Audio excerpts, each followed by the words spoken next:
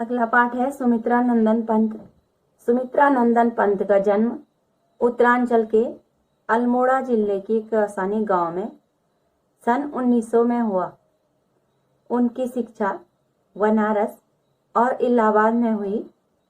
आज़ादी के आंदोलन के दौरान महात्मा गांधी के आह्वान पर उन्होंने कॉलेज छोड़ दिया।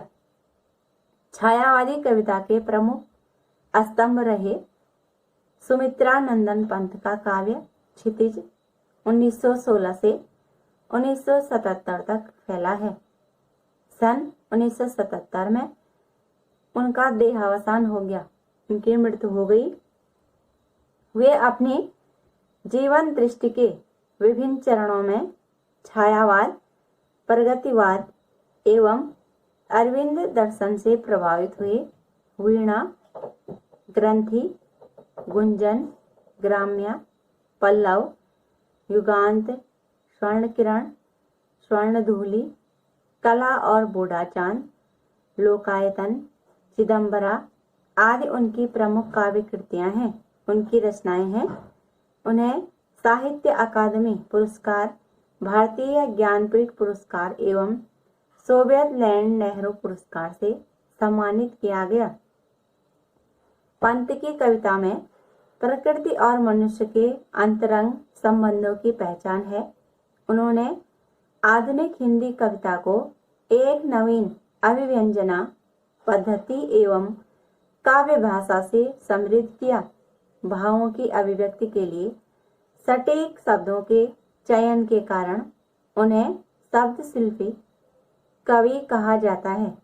अब जो उनकी कविता है ग्रामश्री, कविता में पंत ने गांव की प्राकृतिक सुषमा, सुंदरता और समृद्धि का मनोहारी वर्णन किया है।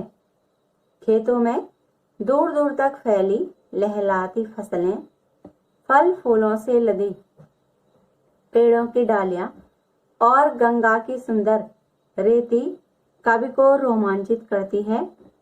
उसी रोमांच की अभिव्यक्ति है यह कविता। जो ग्रामश्री है उसमें उसकी अभिव्यक्ति हुई है। पंत जी की कृति है ग्रामश्री।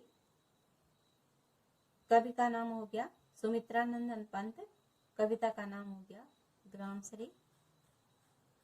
फैली खेतों में दूर तलक मखमलती कोमल हरियाली, लिपटी जिससे रवि की किरणें, चांदी की सी उजली जाली, तिनकों के हरे हरे तन पर हिल हरित रुधिर है रहा झलक, श्यामल भूतल पर झुका हुआ नभ का चिर निर्मल नील फलक। कवि पंत जी खेतों के सौंदर्य का वर्णन करते हुए कहते हैं कि खेतों में दूर दूर तलक मतलब दूर दूर तक मखमल के समान अर्थात बहुत ही मुलायम हरियाली फैली हुई है और उस पर सूर्य की किरणें ऐसी लिपटी हुई हैं उस हरियाली पर कि मानो चांदी के समान उज्जवल जाली सुशोभित हो रही हो और उनके हरे हरे तिनके धूप में ऐसे तरंगित हो रहे हैं मानो उनके हरे हरे, क्योंकि घास है इसलिए उसका शरीर हरा हो गया, उनके हरे हरे शरीरों में लहरें मारता हुआ हरा रक्त झलक रहा हो।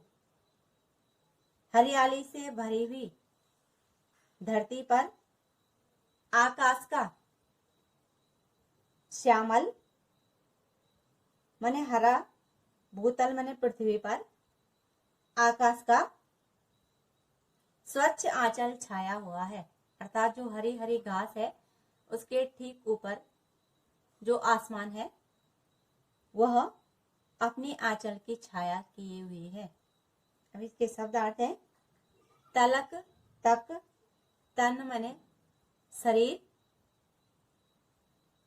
रुधिर खून हो गया, श्यामल हरा, भूतल पृथ्वी, चिर मने सदा से, निर्मल स्वच्छ, नील फलक नीला विस्तार या आसमान उसके ऊपर। अब इसमें पहला प्रश्न हो गया, कवि का नाम, कवि और कविता का नाम लिखिए। तो कवि का नाम सुमित्रा नंदन पंत, कविता का नाम ग्रामश्री। दूसरा प्रश्न हो गया, पद्यांश का आशय स्पष्ट कीजिए। तो आशय में अर्थ हो गया। तीसरा हो गया, हरियाली की कौन सी 3 विशेषताएं हैं। तो पहली विशेषता हो गई कि दूर दूर तक फैली हुई, जो हरियाली है वह दूर दूर तक फैली हुई है। दूसरी विशेषता हो गई मखमल के समान कोमल मुलायम। और तीसरी विशेषता हो गई धूप सी उज्जवल, उज्जवल माने साफ, जिस प्रकार धूप साफ थी उसी प्रकार उसके समान बिल्कुल साफ। अगला प्रश्न, सूर्य की किरणें किस पर सुशोभित हो रही हैं। तो सूर्य की किरणें हरियाली पर सुशोभित हो रही हैं और एक एक तिनका, उस हरियाली का एक एक तिनका उज्जवल सा प्रतीत होता है, साफ दिखाई देता है। अगला प्रश्न, पद्यांश का भाव सौंदर्य स्पष्ट कीजिए। तो हरी हरी धरती पर कोमल जो घास है वह साफ दिखाई दे रही है, दूर से ही दमक रही है। और धूप का मनोहारी सौंदर्य चित्रण, मन को अच्छा लगने वाला बड़ा सजीव कवि ने वर्णन किया है। तथा प्राकृतिक सौंदर्य, जो प्रकृति का सौंदर्य है वह पाठकों को अपनी ओर खींच लेता है। पाठक उसी प्रकृति की धुन में खो जाते हैं, उसी में समाहित हो जाते हैं। अगला हो गया, कविता का शिल्प सौंदर्य स्पष्ट कीजिए। तो शिल्प सौंदर्य में पहला हो गया, भाषा अत्यंत सुंदर और कोमल है। दूसरा हो गया, पूरे पद्यांश में लौ लौ वर्ण की आवृत्ति 1 से अधिक बार हुई है, इसलिए अनुप्रास अलंकार हो गया। फिर हो गया मखमल सी कोमल हरियाली, मखमल सी कोमल हरियाली और उजली जाली तथा निर्मल नील फलक और हिल हरित रुधिर, हिल हरित रुधिर में उपमा अलंकार हो गया। और मखमल सी कोमल हरियाली, मखमल सी कोमल हरियाली में वाचक शब्द की होते हुए भी उपमा अलंकार है। और हरे हरे में पुनरुक्ति प्रकाश अलंकार है।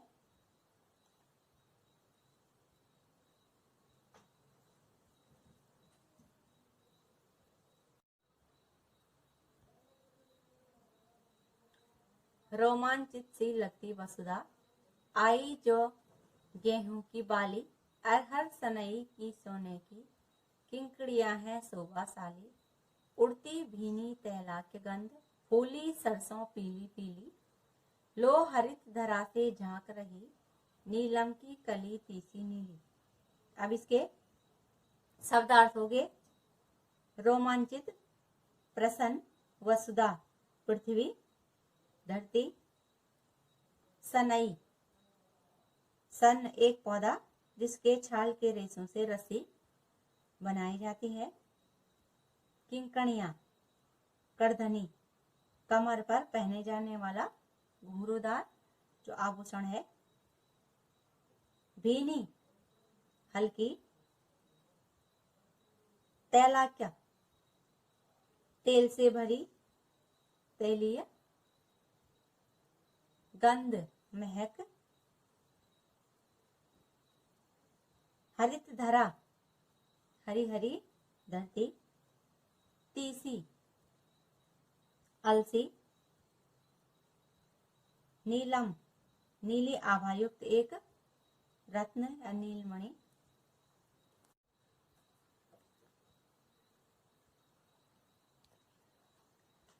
कवि और कविता का नाम। कवि का नाम सुमित्रा नंदन पंत, कविता का नाम हुई ग्रामश्री। दूसरा प्रश्न, पद्यांश का आशय स्पष्ट कीजिए। तो आशय में अर्थ हो गया, कवि पंत जी धरती की शोभा को देख करके कहते हैं कि धरती की शोभा को देख करके ऐसा लगता है मानो धरती प्रशंसा से, अपने प्रसन्नता के कारण अत्यंत रोमांचित हो उठी है, अत्यंत खुश है और रोमांच के रूप में उसके शरीर पर गेहूं और जौ की बालियां उग आई हैं। अरहर और सनई की सुनहरी फलियां ऐसी सुशोभित हो रही हैं मानो धरती ने अपने कमर पर करधनी के सुंदर घुंघरू बांध रखे हों और जो मधुर ध्वनि कर रहे हैं। सरसों भी अपनी पीली रंगत लेकर के तैयार खड़ी है और खेतों में खिलखिला रही है। सरसों के फूलों से उठने वाली तेलीय महक खुशबू, जब सरसों पक करके तैयार हो जाती है तो उससे तेल के समान भीनी हल्की हल्की खुशबू निकलने लगती है। तो वही खुशबू वातावरण में फैल गई है और यह देख धरती के इस सौंदर्य को निहारने के लिए, देखने के लिए झांक रही, निहारने के लिए, देखने के लिए नीलम की कलियों के समान तीसी के नीले फूल भी हरित धरा, हरी हरी धरती से झांक रहे हैं, उसको देख रहे हैं। दूसरा प्रश्न हो गया। तीसरा प्रश्न, वसुधा अपना रोमांच किस प्रकार प्रकट कर रही है? तो वसुधा गेहूं और जौ की बालियां उगा करके अपना रोमांच प्रस्तुत कर रही है। अगला प्रश्न हो गया, कवि ने अरहर और सनई की शोभा किस प्रकार वर्णित की है? तो अरहर और सनई के सुनहरे रंग से बसती हुई फलियों, इसकी जो फलियां होती हैं, के देख करके कवि कल्पना कर रहे हैं कि ये वसुधा की कमर पर सुशोभित घुंघरूदार जो करधनी है वह बंधी हुई है। अगला प्रश्न हो गया, सरसों की फसल आ जाने से क्या प्रभाव उत्पन्न हुआ? तो सरसों की फसल आ जाने से दो प्रभाव उत्पन्न हुए। पहला, चारों ओर खिला हुआ पीला रंग दिख रहा था और वातावरण में सरसों की जो तैलीय महक है वह फैल गई थी। अगला प्रश्न, पद्यांश का शिल्प सौंदर्य स्पष्ट कीजिए। तो शिल्प सौंदर्य में पहला हो गया, पद्यांश की भाषा अत्यंत मधुर, कोमल और ओजपूर्ण है। दूसरा हो गया, रोमांचित सी लगती वसुधा में उपमा अलंकार हो गया तथा वसुधा को नारी के रूप में प्रस्तुत किया गया है, इसलिए मानवीयकरण अलंकार हो गया। धरती को मानवीयकृत किया गया है, इसलिए मानवीयकरण अलंकार हो गया। और अरहर सनई की सोने सी किंकणियां में रूपक अलंकार हो गया तथा पीली पीली में पुनरुक्ति प्रकाश अलंकार हो गया।